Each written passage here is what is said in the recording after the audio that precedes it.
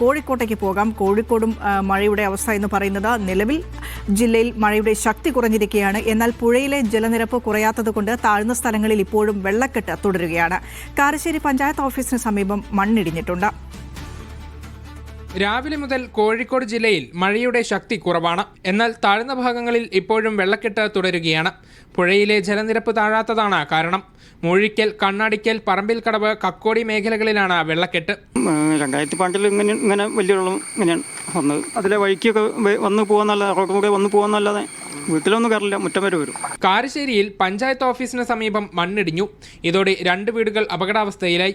താമരശ്ശേരി ഈങ്ങാപ്പുഴയിലും പരിസര പ്രദേശങ്ങളിലും വെള്ളം ഇറങ്ങിപ്പോയി. മഴ വിട്ടുനിന്നാൽ മറ്റു സ്ഥലങ്ങളിൽ നിന്നും വെള്ളം ഒഴിഞ്ഞുപോകുമെന്ന പ്രതീക്ഷയിലാണ് ആളുകൾ.